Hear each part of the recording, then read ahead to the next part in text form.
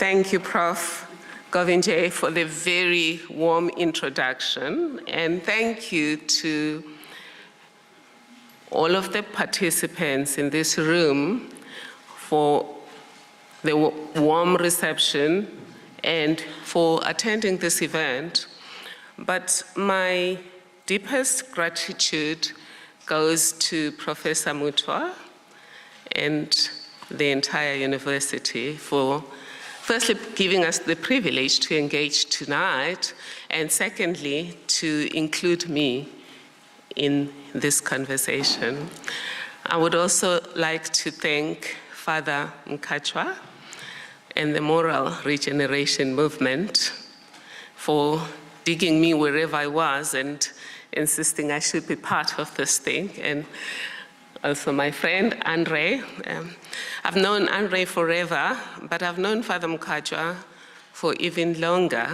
And I was reminding him that when I was working for Nupau as a part-time student, we used to knock at his door asking for money because the union subscriptions were not enough to sustain the union at that stage. So thank you. Thank you, Father Mkachwa, for the work you've done, and thank you to all of the colleagues that happen to be in this room and who have been involved in dreaming about democracy and pushing against injustice and ultimately placing us on higher ground insofar as democracy is concerned. I am going to speak to you a bit about social justice, but before I proceed, let me just thank young Viwe for the lovely introduction and for keeping us on track tonight. To the university, congratulations on altering your name so that you specifically are named after this giant whose birthday we celebrated yesterday, Nelson Mandela. Well, I know you know that you carry a huge responsibility by having this name, but I wanted to also tell you that apart from the fact that it's a huge responsibility in terms of having to act justly, having to show integrity, having to lead with a conscience, authentically, and not blame others for whatever goes wrong.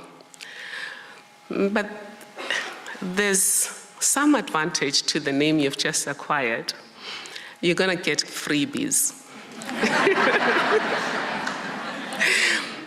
Well, 2 weeks ago, I went with Swati Dlamini, the daughter of Zenani Dlamini, Mamwini's first daughter, and we went to a restaurant in Stellenbosch. In this restaurant, they've always been kind to us, and we've been there several times with my colleagues, but they've never given us freebies.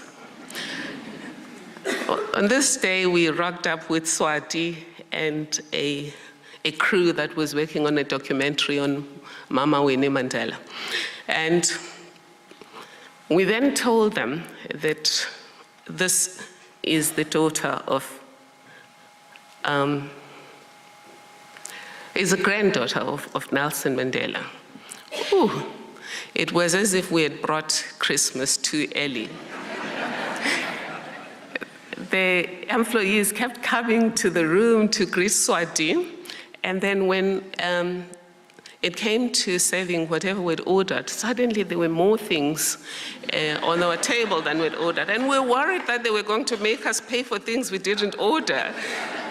And just as we were asking ourselves, why are we getting these things? They came and said, oh, no, it's all free on us. So that's what happens to you when you live your life the best you know how. When I started my work as the pub protector, I attended a workshop on leadership by the author of A Leader with No Title. And I will never forget what was said. And the most important thing was just do what you have to do.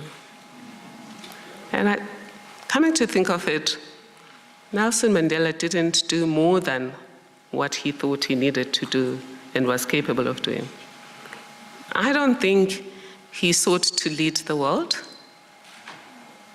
I don't think he expected the accolades that we're now giving to him. I just think he gave it all he had. So tonight we are going to talk a little bit about social justice and whether or not the Constitution is responsible for where we are. I believe Nelson Mandela was one of those people who placed us on higher ground when it comes to social justice. Him and his colleagues just rose to the occasion. President Thabo Mbeki, on accepting the baton from President Mandela, had this to say: "Salute to a generation that pulled the country out of the abyss and placed it on the pedestal of hope on which it rests today." So President Nelson Mandela placed us on the pedestal of hope. The other thing we get from what President Mbeki said is that when President Nelson Mandela left us, we were still on the pedestal of hope. The third thing that we can get from President Mbeki is President Mandela was part of a generation that put us on the pedestal of hope. When we talk about social justice and talk about the life and times of Nelson Mandela, it's important that we remember what he stood for. Somebody in a meeting we had yesterday in Soweto with the Tuma Foundation, we were activating an enterprising communities initiative. I'll talk about that later. But one of the people just mentioned the fact that when we talk about President Nelson Mandela, we talk as if he was Rambo, out to get the world, out to fight for justice all by himself. And that's totally far away from the worldview Mandela had. He always understood that he was part of a collective. He always remembered to honor the collective. He always remembered to mention the collective. Of course, he took responsibility for the team because he was a member of a team, but he was also a captain. And I think it's going to be important that we remember that, because the challenge is now going to be on us to take the process forward. And Mark Knight and Block, who have written a book, The Abundant Community, say it takes a village to do more than raise a child. You know, in Africa, we say it takes a village to raise a child. But think about the most glorious achievements that have been achieved in this world. For example, climbing Mount Everest. Do you think Edmund Hillary did that all by himself? No. France just won the World Cup. Do you think that team did it all by itself? No. It takes a whole lot of people to participate in the preparation. That's why when they train on strategic planning, when they train on how to run a successful organization or successful community, they always tell the story of a worker from NASA in America who was found cleaning the floor. And they asked him, "What do you do here, sir?" And he said, I am contributing to putting the first man on the moon. You understand? So what we attribute to President Nelson Mandela is the work of a collective, and he said so himself. And President Mbeki reminds us that. And one of his quests and what drove him was social justice. But what is social justice? Because before we decide whether we're doing well on social justice or not, and if we're not doing well, is the Constitution to blame? Maybe let's come to some common ground on what it is. For me, social justice is about just and fair distribution of opportunities, resources, and burdens in society, as well as between societies. So there's social justice between people who coexist, and social justice between groups that coexist. What is the legal basis of social justice? In South Africa, the legal basis of social justice is our Constitution.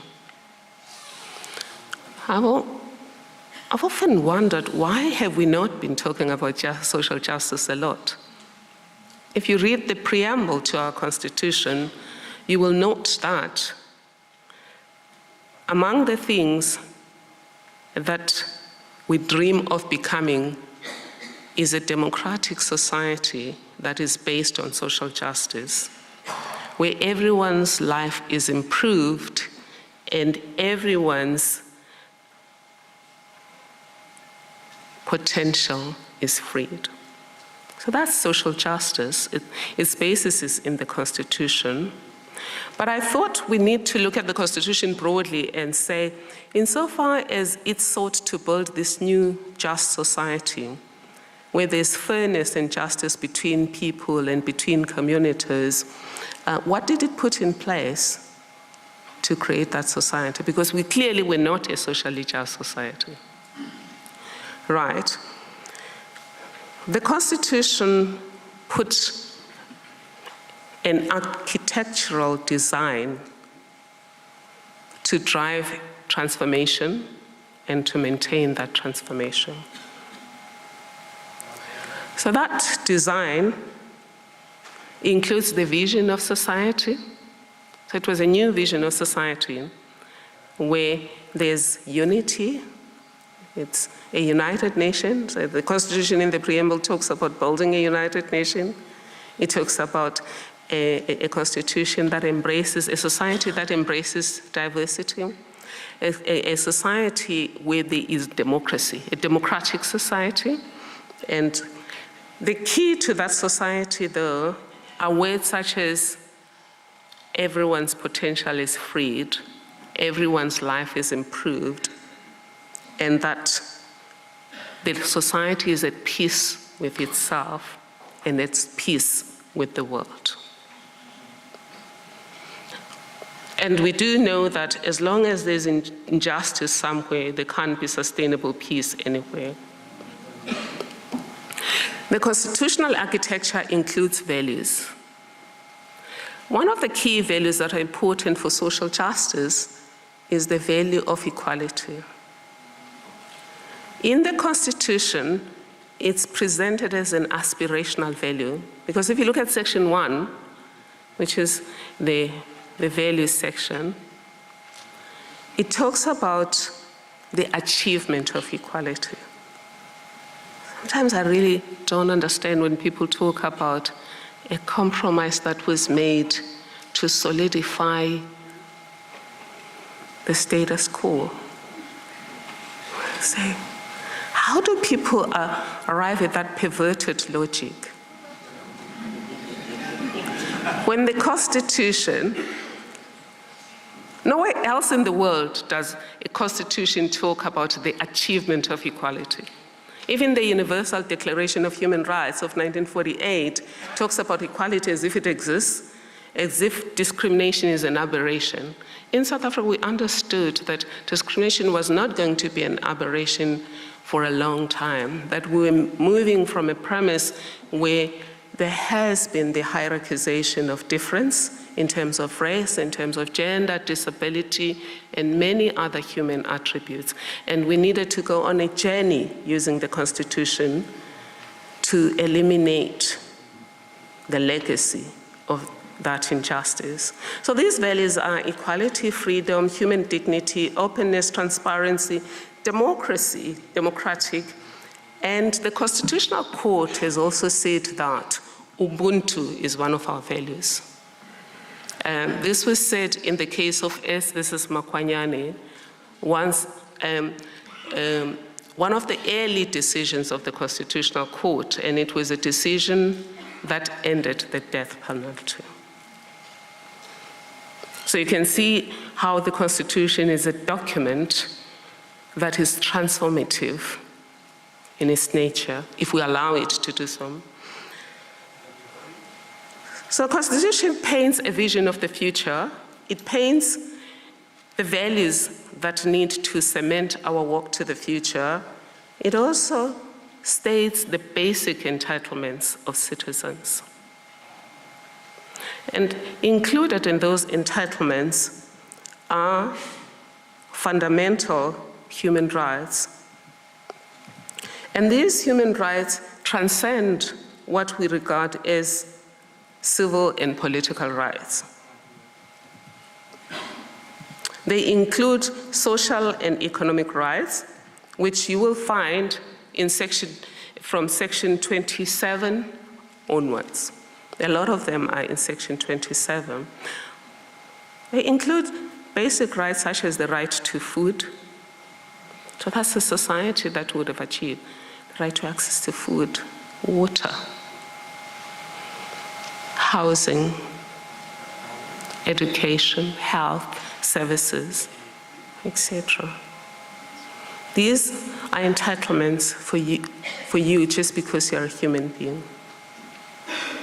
And the architects of our democracy, though, thought it was not enough to paint a vision, values, and basic entitlements of citizens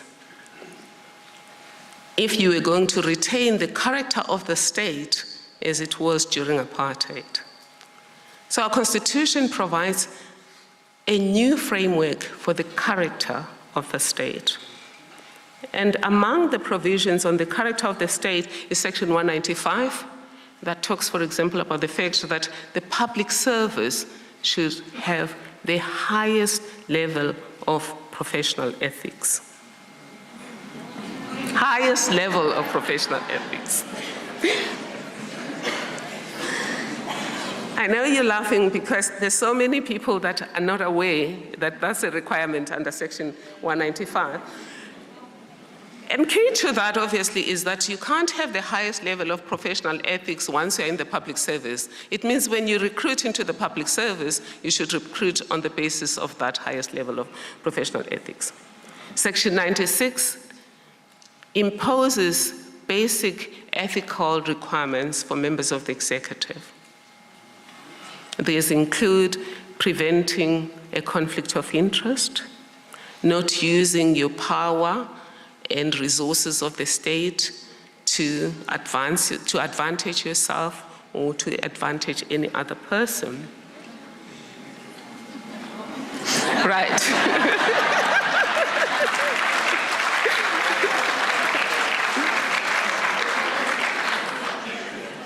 Right. But, dear colleagues, there's one section in the Constitution that we don't cite enough, but I believe that from the point of view of social accountability in civil society, we should leverage that section in the Constitution. It's section 237, because it says we should put the Constitution first and deliver on constitutional responsibilities diligently. So if people, for example, prioritize flimsy things because there's going to be a deal that that has a lot of potential. I don't want to go there. We are here about social justice. What we can leverage there is this in line with the priorities that have been set in the Constitution? And those priorities are those those Bill of Rights priorities in Chapter 2 of the Constitution. Well, some of those priorities are not in Chapter 2. For example, by the Constitution saying that the public protector must be accessible to all persons and communities, it gives a right to complain to every citizen or person in this country or elsewhere. Anybody who has been aggrieved by state action has a right to complain. So automatically, it means the state has a responsibility to provide resources so that the public protector can execute your right to complain. So that becomes a priority in terms of Section 237. The same thing with the Human Rights Commission, Gender Commission, etc., all of these structures. So that's the character of the state. Basically is, if you look at Section 195, Section 96, Section 139, and Section 237, you can arrive at a conclusion that the state has to be competent, it has to be ethical, it has to be integrated, and it has to be responsive and accountable. So that's the character of the state. The state also has to be transparent and open. It's all there in terms of the provisions of the Constitution. Finally, part of the architecture of the state includes innovative institutional architecture. And some of the new institutions are the Constitution, the Public Protector, the Human Rights Commission, etc. You probably know about a very famous quote attributed to President Nelson Mandela. He said this in the year 2000, when he was speaking to public protector-like institutions. He said, even the most benevolent of governments have among them people with propensities for human failings. And that's why we've had built within the architecture of our democracy various safeguards, and these include innovative institutions such as the Public Protector, Auditor General, Constitutional Court, etc. When we look at how we're fared as a democracy, we've got to look at all of that, whether we have worked within that architecture. But basically, it means that if the state is functional, it would have to be driven by the vision, the values, the basic entitlements of citizens, the character of the state, and all of these innovative institutions, including those that are there to ensure that there's accountability and that there's no impunity for wrongdoing within government. But accountability is not just about impunity, though. It's about building trust. It's about making sure that citizens feel engaged, that they feel that they can call to account whoever is within the state, they can expect an answer, and that when something has gone wrong, there could be redress. But where are we then with social justice? And if we focus on the issue of structural inequality, which is a legacy of apartheid, and poverty. Stats SA provides the following statistics. The majority of South Africans are poor. That is 50.5% of people in this country are poor. If you think that's not bad enough, divide South Africa into the 4 racial categories, you get this. 64.2% African people, those who are classified as African, are poor. 64.2%. 41.3% of those classified as coloreds are poor. 5.2% of those classified as Indian or Asian are poor. And 1% of those classified as white are poor.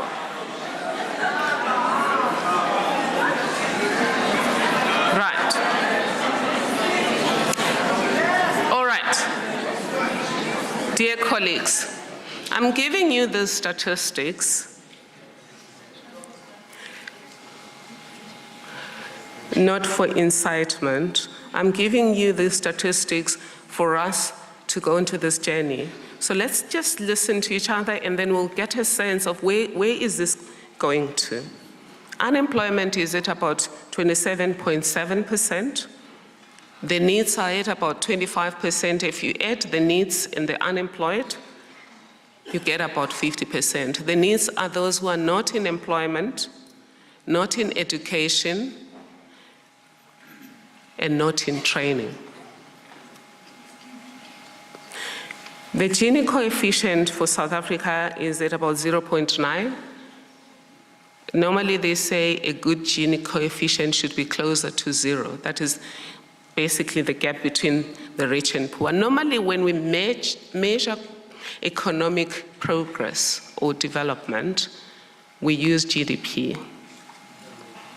And I've just realized that it's a new thing. We didn't always measure progress with GDP. And GDP, whilst it's good to give you a sense of whether we're progressing or not, but it doesn't give you a sense of what is the distribution of opportunities, resources, and burdens in society, which is social justice.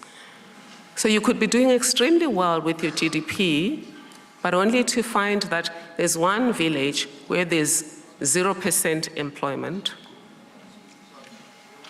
There's one village where there's zero development. I just came back from a village called Emanzimeleni, close to Mpangen. The average person is unemployed. The one hospital they had during apartheid has been downgraded to a clinic, and grown men were almost in tears about the fact that they used to have their feet fixed there if you broke a leg, if you broke a toe or something like that. Mothers were talking about the babies they delivered at that clinic, and that none of that is possible today. And then an old man said the only development they've received since democracy was a toilet that requires you to go backwards in order to go in because it's too small for you to go in front face. So that's the case of so GDP would not tell you that. It would take the earnings of the top 1% of this country that owns the bulk of the economy and mix it with the earnings of Balisa Musa, who, because she was arrested on June 16, was not able to be educated and her economic situation is poor, and it would divide that and give you an average. So that it becomes important then that we use the Gini coefficient as well. Now, that's a question to me is how socially, a question from me, dear colleagues, is how socially just are we today? If we look at these figures, you would agree with me that it doesn't look like we are socially just yet. If you go to gender, you will find that women bear the burden of looking after disabled, older persons, and even disabled persons. But of all of the statistics that we got on gender, the one that I would like to share with you tonight is that it is said that there's 200,000 families that are headed by children under 15 in South Africa. We talk about child-headed households, but children go up to 18. But just talk about under 15. And most of the people who are heading those families are girls. Because when the going gets tough, a lot of the young boys would rather choose to become street children or go away and work. That statistics is mentioned about burdens in society because the vision says we should be creating the society where everyone's potential is freed. I attended a nutrition conference organized by one of the Stellenbosch units at Tygerberg Hospital. Again, we were told that a lot of children from historically disadvantaged communities are growing up now with underdeveloped brains.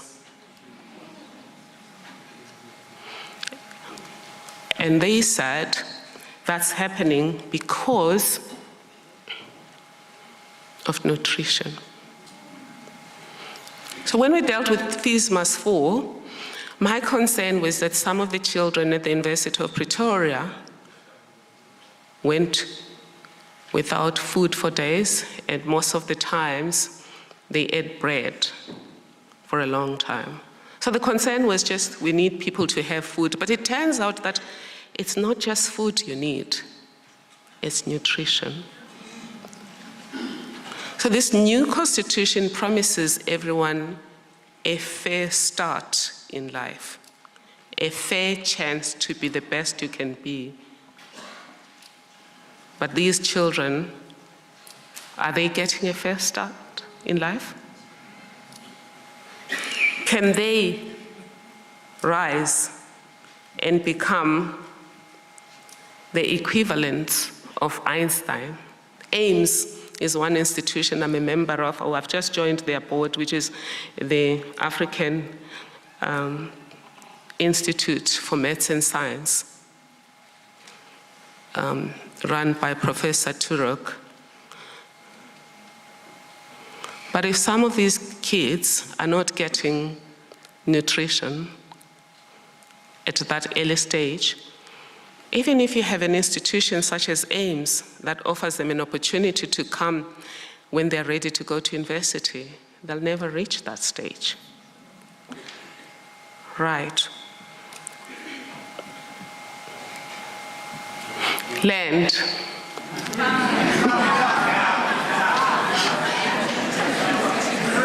Right, sorry. According to the Department of Land Affairs, 75% of land in South Africa remains in white hands. 73% of agricultural land remains in white hands.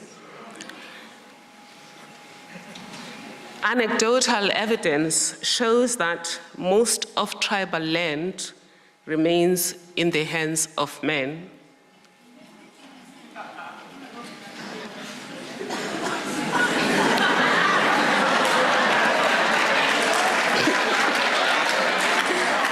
All right.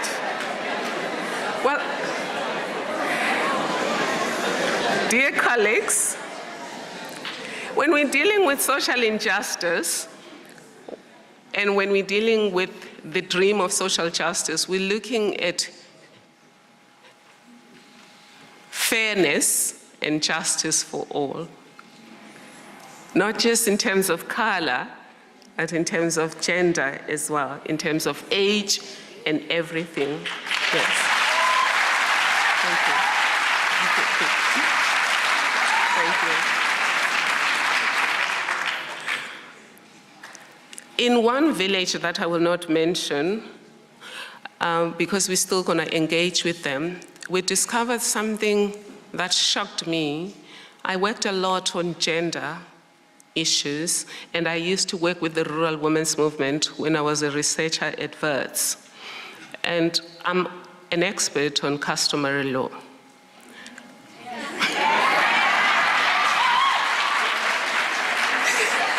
Okay.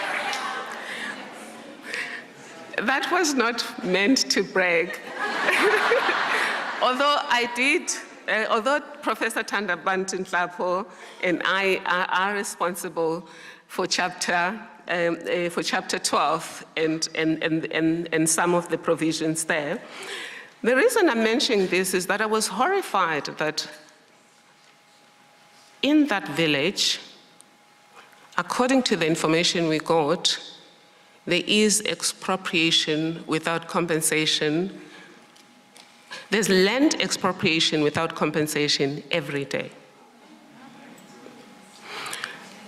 They said it happens in two ways. The first way is the Indunas and some of the Amakosis say that if your land is not utilized for 2 years, it reverts back to the Induna or the Nkosi.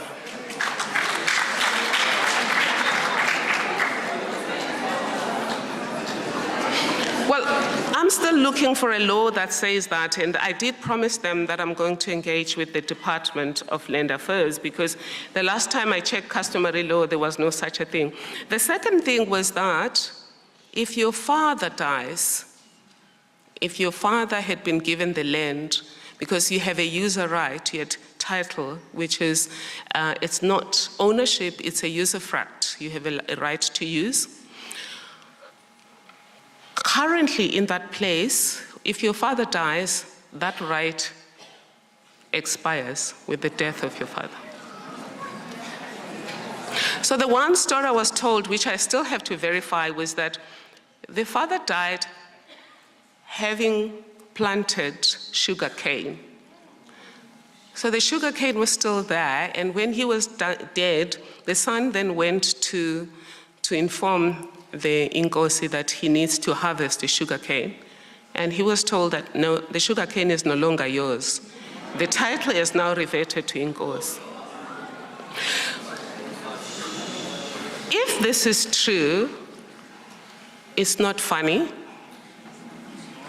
It's a violation of the Constitution. It's a violation of the law, even the old law, because Section 25, which protects the right to property, it includes all property rights, including rights that are less than ownership. So, but that's a question, are we socially just today? I could go on and on and on about areas of social justice. But one that I should mention, because we're in the 4th Industrial Revolution, is the question of connectivity. We were in Soweto, Dlamini, where the young people said to us, we are talented and we are ready. And I liked that language, because that's defining themselves positively. And indeed, whilst we were there, they were telling us about a whole lot of businesses that they were running. But one of the problems they have is connectivity. So we're all happy about the 4th Industrial Revolution, but connectivity is going to exacerbate existing inequality if we don't think about it. And we saw that most universities are now saying applications should be digital, apply online. Some schools, grade 1s, also say that. But what happens to the Gogo Dlaminis who don't have access to a computer? I've been to schools where a child has never seen a computer, let alone touch one. So why should you care if there are all these injustices that exist? Why should you care about fees must fall?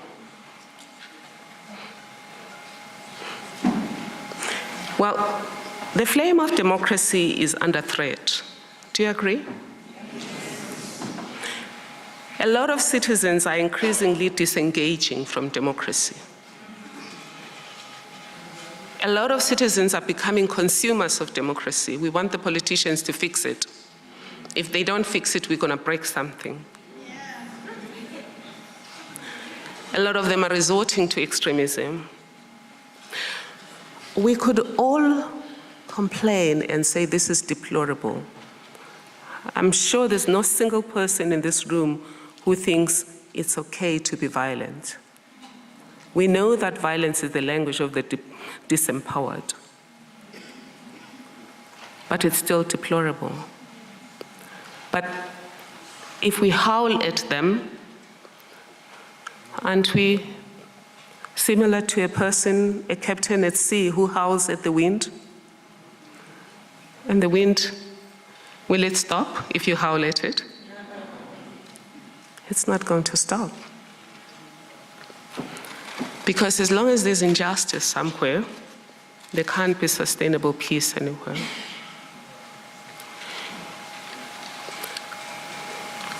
Most people, when things go wrong today, ask, what is government doing about it? Isn't it? We ask, what is government doing about it? But what about me and you? Well, there's a young fellow in the 60s, long before God thought about bringing some of you to this world. He was white, he was Protestant, he was middle class, but he was concerned about racism in America. He was concerned about the fracture between groups. He just felt that it was unpleasant and dangerous. He decided to do something about it. And the one tool he had in his hand was poetry. So he wrote a poem, The Cold Within. Has any of you read it? Find it. It's just in summary, it talks about 6 people that happens to be together on a very cold, dark night. Between them, there's a fire that is dying. All 6 of them have a log or piece of wood that they could throw into the fire and get it to burn again. All 6 of them look around. They find somebody in the room they think does not deserve to benefit from their log. And they decide not to use their log to revive the fire. The first one, according to James Patrick Kenny, was white. He looked around, he saw a black man, and he thought, no, this black person can't benefit from my log. The next one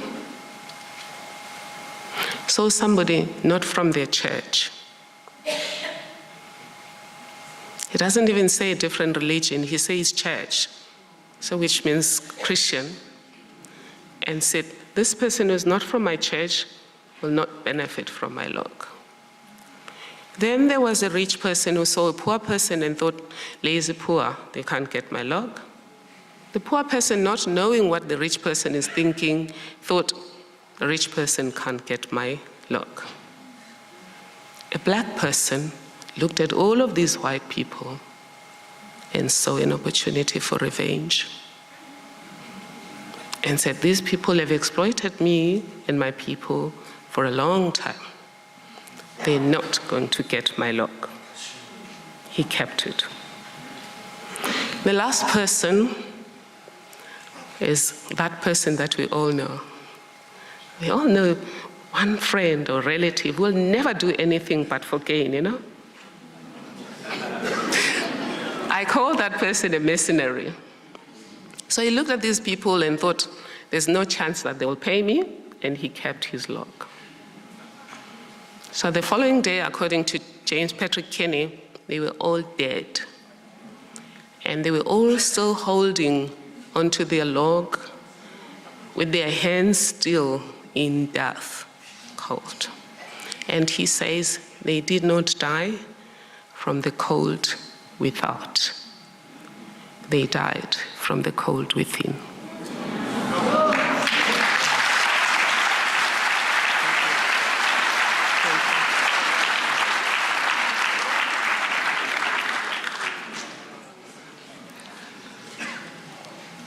So what can we learn from this poem and the challenge of social justice and the consequences of social injustice? Well, you've heard from me already about the pattern of continuing social injustice in the country. You also know that a lot of those people are angry. One thing we know is that when they're angry, they ban anything. Sociologists now have come up with a new term that when people are hungry, they tend to be angry. In Zulu, we say, indlala ibanga ulaka. I'm told though it was Bob Marley who came up with this song about hunger and anger. So the new term from sociology is hangry, that people are hangry.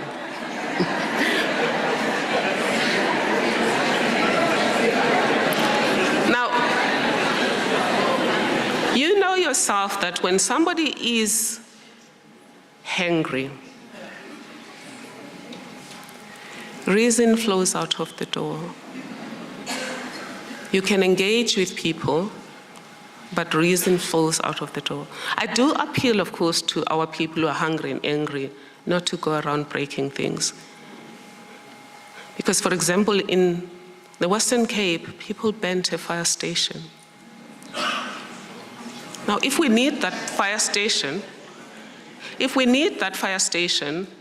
it can be needed by the very same people who burnt it. In this case, you get a sense that James Patrick Kenny should have added a seventh person, the one who doesn't even just withhold their log.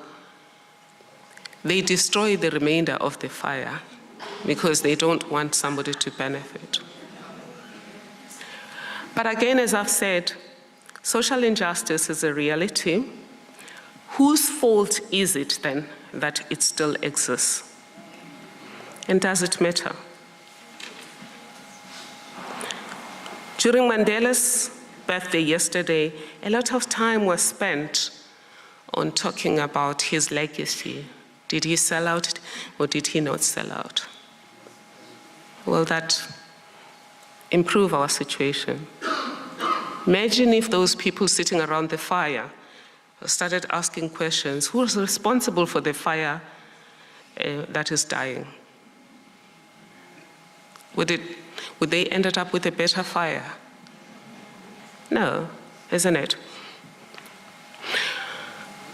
My own conclusion, based on the Constitution, dear colleagues, is that there's no problem with the Constitution. It might not be the most perfect Constitution in the world.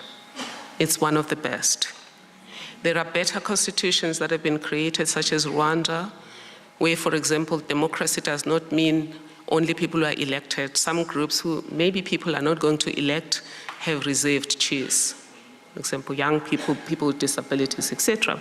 So it might not necessarily be the best. For example, how we articulated the Equality Clause, Section 9.2, I would say we could have articulated it the same as the value of equality, because in the value of equality, we do say equality is still to be achieved. In the Equality Clause, we say equality includes the adoption of measures, but we don't say those measures must be adopted. Why? because it was obvious. If you say equality includes the adoption of measures to address imbalances of the past, it was a given that that's a substantive notion of equality. If you don't include the addressing of imbalances of the past, then you're not going to achieve equality. But perhaps that could have been made obvious. But that's not a train smash. All I'm saying is it's something that we can all talk about and understand. Where then does the fault lie, and whose fault is it? I'm sure a lot of you would like me to say it is whoever was the president in the last few years.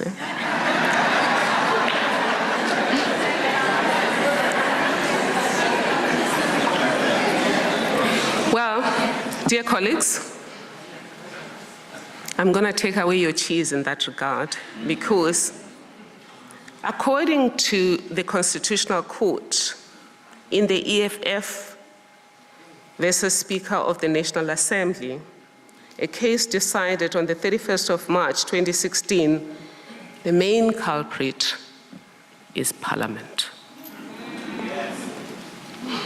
According to the Auditor General, the main culprit is Parliament. Because democracy, the architecture of our democracy is such that you have guardians of democracy, various levels.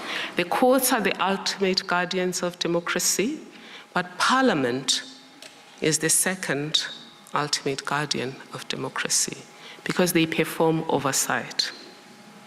So the Constitution has a very clear vision, has a very clear architecture on how that vision is going to be achieved, and there's a lot of laws that have been passed during the Mandela Parliament to give meaning to that vision. So in the case of EFF versus Speaker of the National Assembly, the Constitutional Court, as the ultimate guardians of democracy, basically rebuked Parliament for failure to perform oversight, for failure to uphold and protect the Constitution. The case was about the powers of the power protector, but the real deal was around, there was a breach of ethics. There was a failure to act ethically on the part of the executive. We've said social justice is about poverty and inequality. It's about eliminating those so that there's a fair distribution and just distribution of all opportunities and resources. In that Nkandla matter that ended up being about the powers of the power protector, there was a huge issue of social justice. Can you spend $250,000 rand on one person's needs with a good conscience? That was the key question. Is that conscionable? Is that ethical? Is that in line with the pursuit of a society where everyone's potential is freed and everyone's life is? So the decision of the power protector was that it was unconscionable. And the president had an opportunity to stop it because the Mail and Guardian broke the story in 2009 and we only investigated the matter in 2013. And he could have stopped it. He could have asked questions, he could have stopped it. And then we said he unjustly benefited and should pay some of it. But another social justice story there is that when the funds for Nkandla ran out,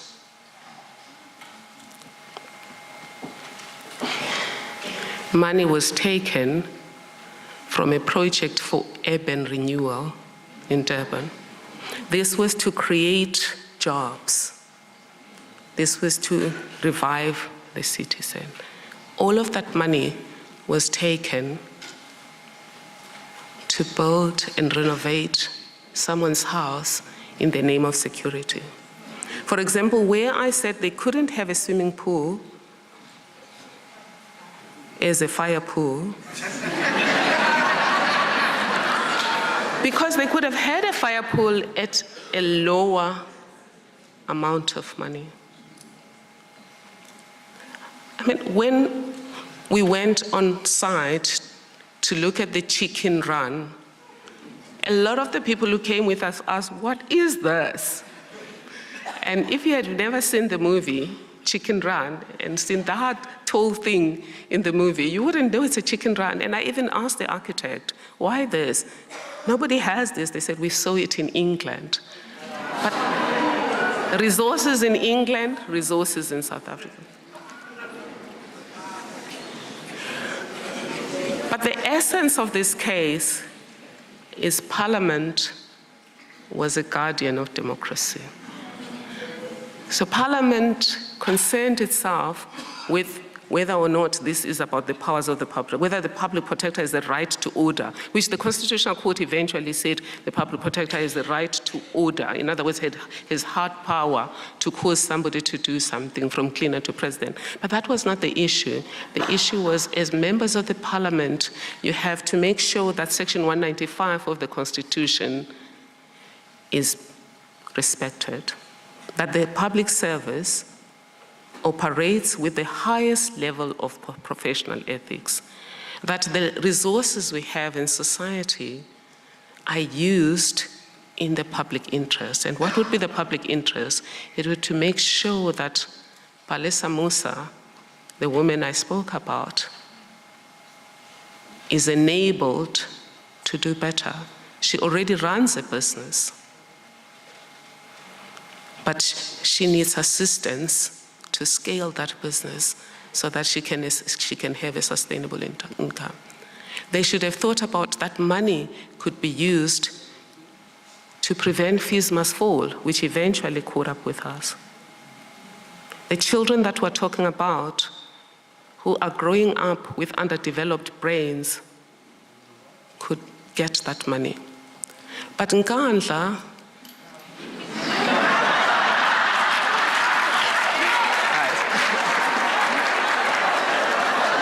sorry.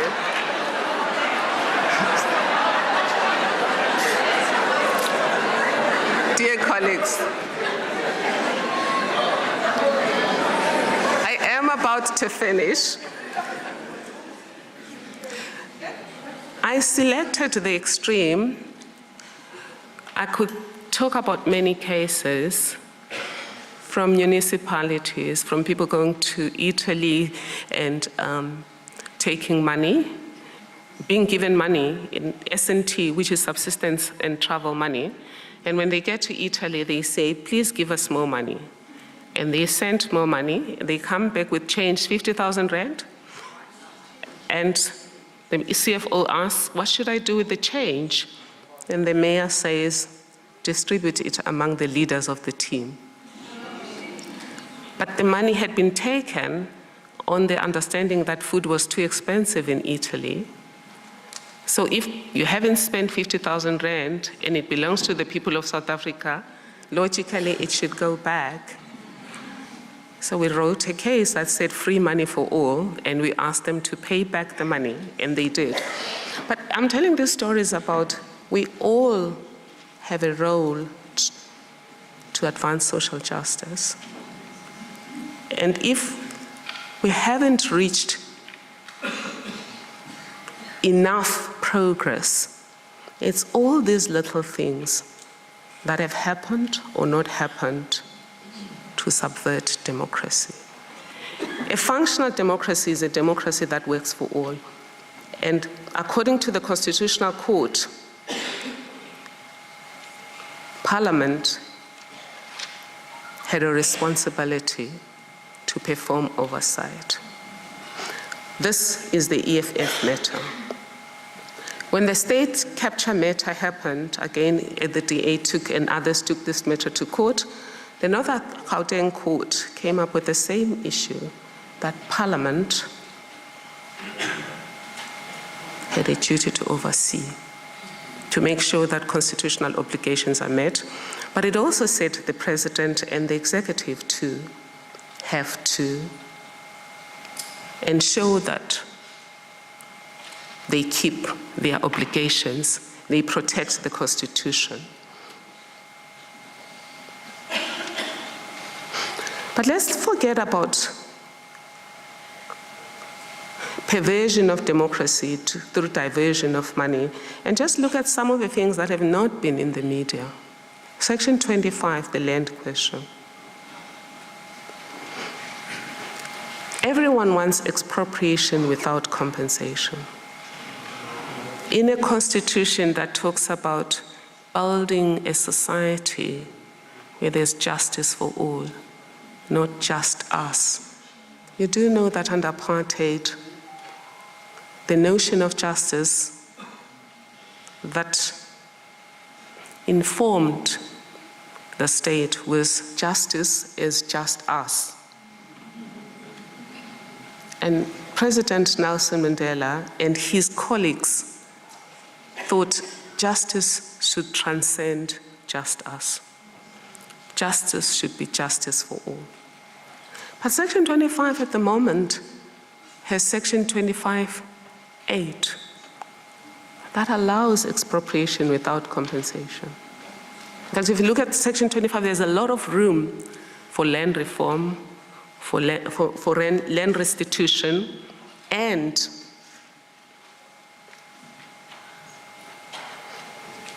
tenure reform. So for me, the main impediment to progress on the social justice front has been poor leadership oversight relating to progress against the constitutional dream and some of our legislative policies. So Section 25, if you just look at the Constitution and say, some of the casualties of poor oversight are Section 25 of the Constitution, the Bill of Rights.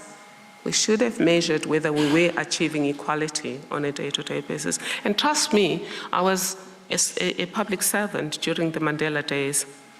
Every report we made, we were required to talk about what progress are we making on ending poverty and inequality.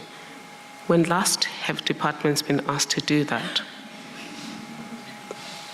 Bill of Rights, what progress are you making on all of the rights? Not some, all. Because human rights, according to the Vienna Declaration of 1993, human rights are interdependent and interrelated. For example, you can try to make sure that everyone gets equality in the workplace. But if there's no equality in terms of access to health facilities, that will impact on equality in the workplace, isn't it? That's according to Dr. Ntabiseng, a young lady who has come up with a model of Mediclinic-like clinics in squatter camps. Because she found that poor people lose out on business and on work because they go and queue in hospitals for the whole day. And then by 3 o'clock, some officialdom walks around the queue and says, you are the last person, everyone else must go home. So they come again, and money is involved, time is involved, and they lose jobs.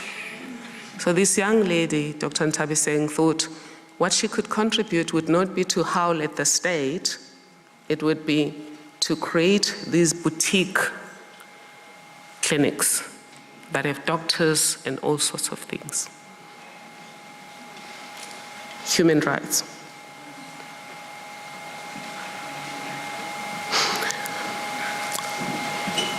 Legislation, I said Section 25, Bill of Rights, Section 195. The highest level of professional ethics has not been exhausted enough. Section 237, I've already told you, this is one about giving priority to the Constitution.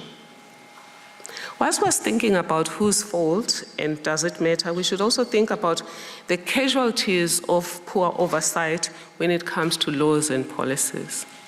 And if you remember nothing else that I said to you today, please remember this. The Promotion of Equality and Prevention of Unfair Discrimination Act of 2000. Can you believe it? It's 2018. Chapter 5 is still not implemented.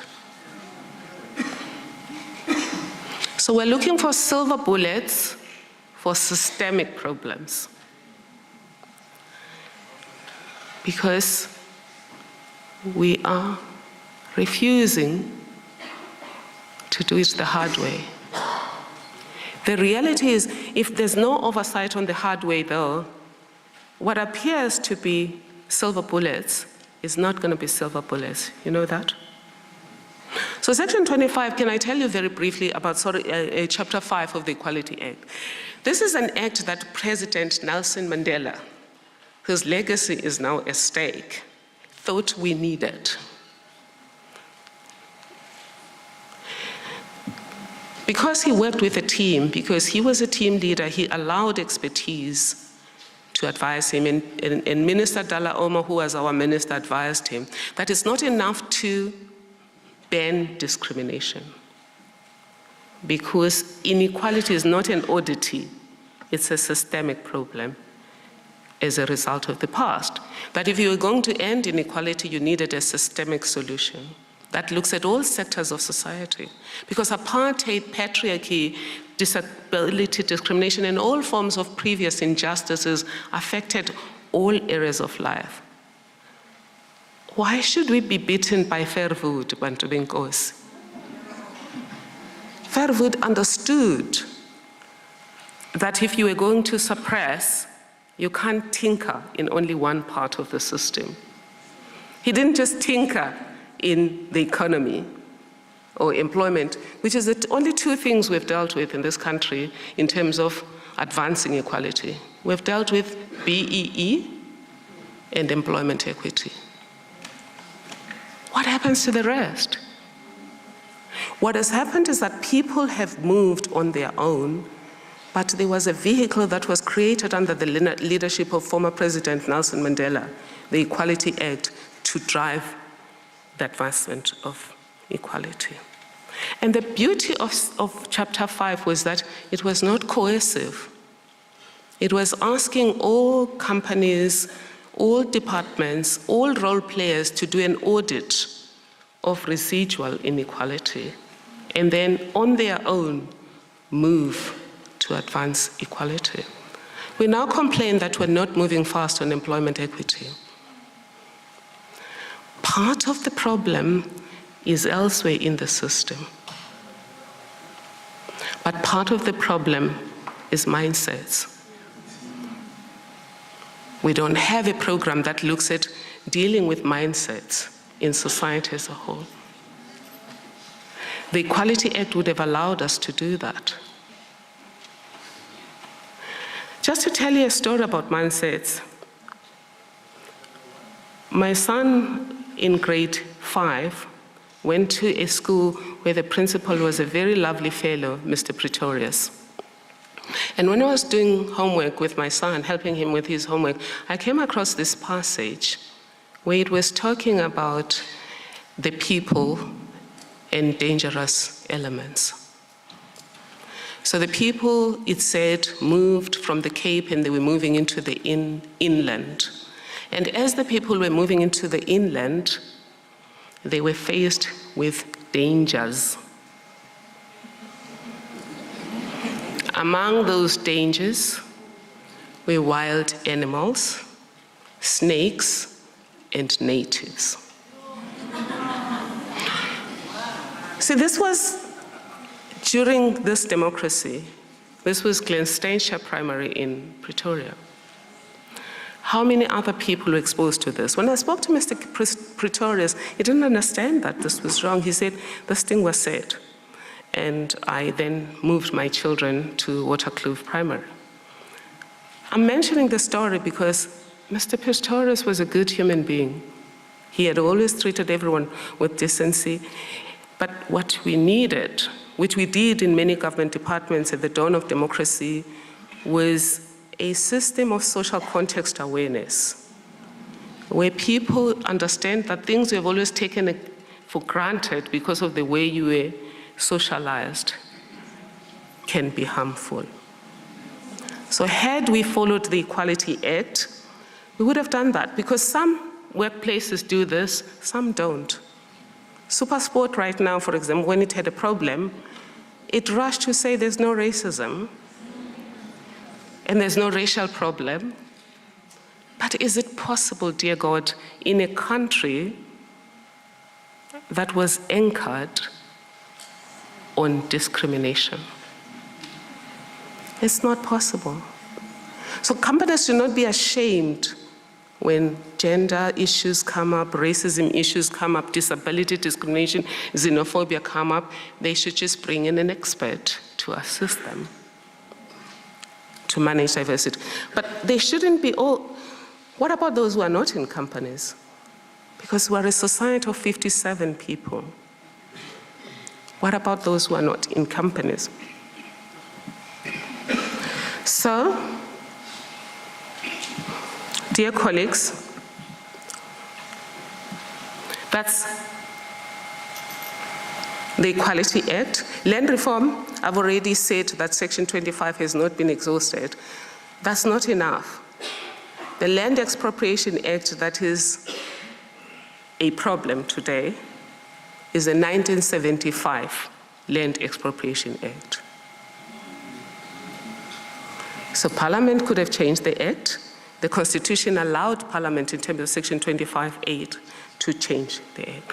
And indeed they tried. They only started around 2009, but 9 years down the line, it's still not done. Health nutrition policies is an area we haven't dealt with. Schools, one teacher came to me and said, the way we deal with schools is a problem because we treat them financially as one size fits all. And when this teacher said this to me, it reminded me of a colleague at Harvard who came and told us about how they teach, in her organization, they teach little kids about affirmative action. And he said, they just tell these little kids, imagine, or they tell these little kids to dress in different colors, blue and pink. Then they said to the blue and pink, line up, and you all, when we blow the whistle, only the blues should run. The pinks should stand. And then he blows the whistle, and then he lets the blues run. These are 8-year-olds. They run, and the pinks are standing. And then he then says, now, when I blow the whistle, you will be equal. All of you run as fast as possible. So the 8-year-olds, they start crying, but this is not equality. It's the same thing to a country where you had laws that said you can't buy property, even if you have money to buy property. This was our country. When you had a law that said you can't employ a black person in a professional job, if you do so, you'll be arrested. You can't employ a black person in management. Women, they couldn't also be employed in certain jobs. So you would say, but now people are being allowed to do that. But the numbers at the moment create a culture, and culture follows the majority of people in that workspace. They say when we say we affirm excellence, we actually affirm that which we believe is good about ourselves. Because humans tend to be what they call homosocial. So when you're looking for the familiar, and that's how you end up with excellence. That's not excellence.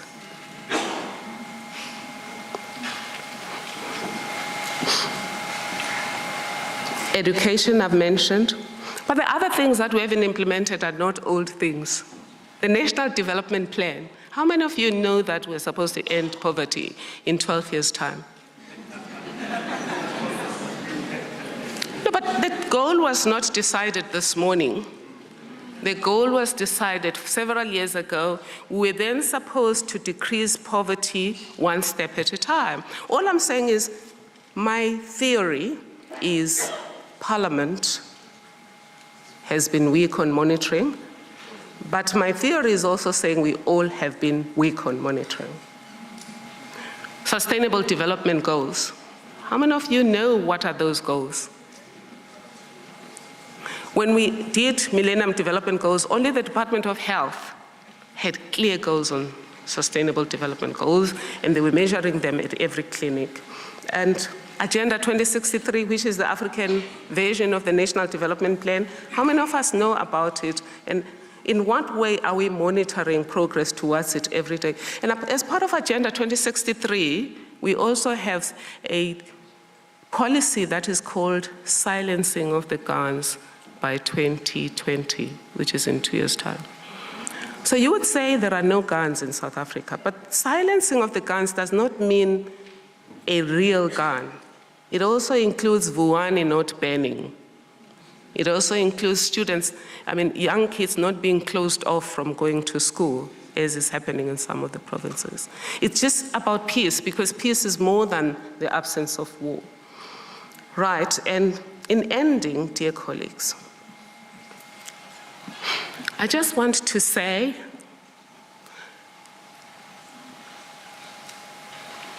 whose fault is it doesn't really matter. What matters is where is the problem. From where we are, the key problem at the moment is there hasn't been adequate monitoring.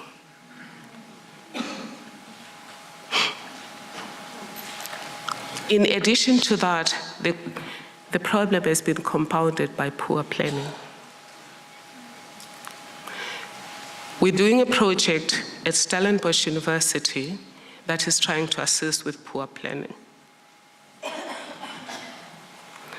It's about me and you leveraging our power and privilege to make a difference.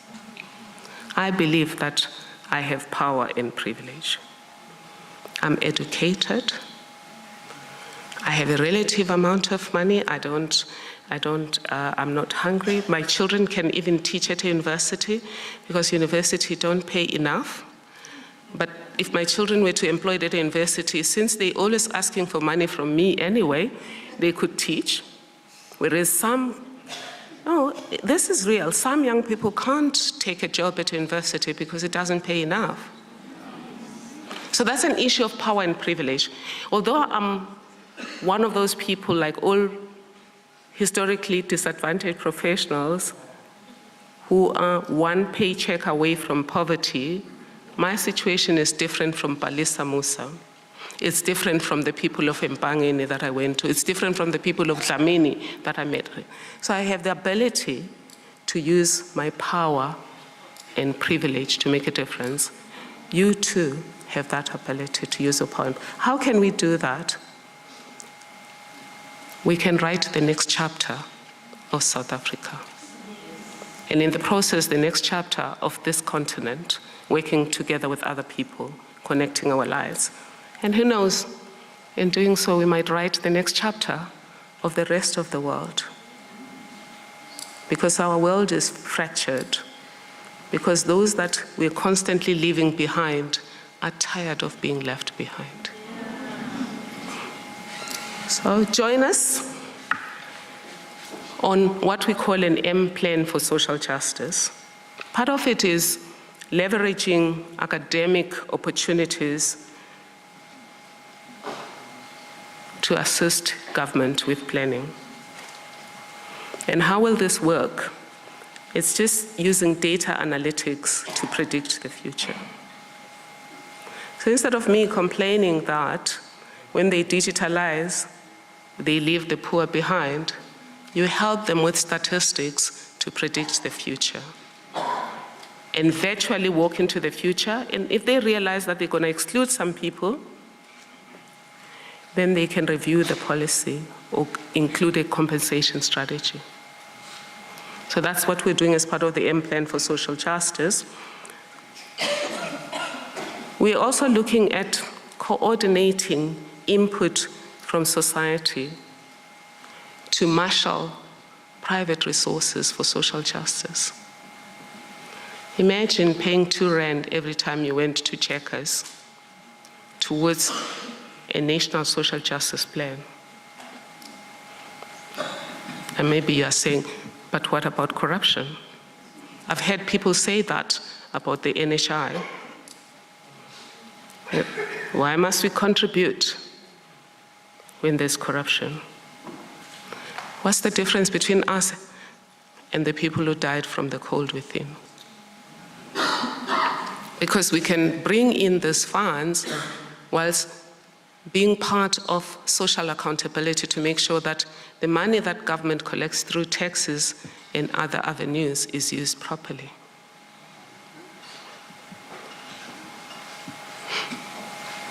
The M plan will also leverage resources from the global community. Instead of money flowing that side through IFFs, this time it should flow back this side as part of the M plan for social justice. What is an M plan for social justice? It's really a Musa plan for social justice named after Palisa Musa, because we're saying Palisa Musa's daughter should not end up poor like her mother. We don't want to recycle poverty. And the aim of the M plan for social justice, let's really end poverty by 2030. Let's reduce structural inequality by 2030. But what else are we going to do? Enhance social accountability in society. Make sure that people are their own protectors. They hold everyone accountable. They know who's supposed to be delivering what, with what resources. And lastly, let's work together to make sure that at all levels of society, there is leadership. There is proper democracy leadership. And where do we find answers for proper democracy leadership? From the generation of Nelson Mandela, with Walter Sisulu, Oliver Tambo, and all of those that brought democracy to us. Not just from, at the core of their behavior was a values-driven approach to life. Secondly, they were purpose-driven. What kind of society are we trying to create? They were also impact conscious. And above everything else, they were committed to saving humanity. And that's what we can say about Madiba. So it's our turn to write the next chapter. Whether we act or we don't act, though, we'll write the next chapter.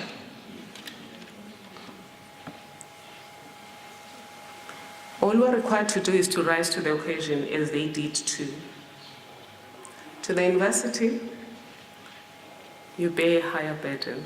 Young people at this university, colleagues, lecturers, administration, because you'll be expected to lead in terms of defining the next chapter and taking society to the higher level.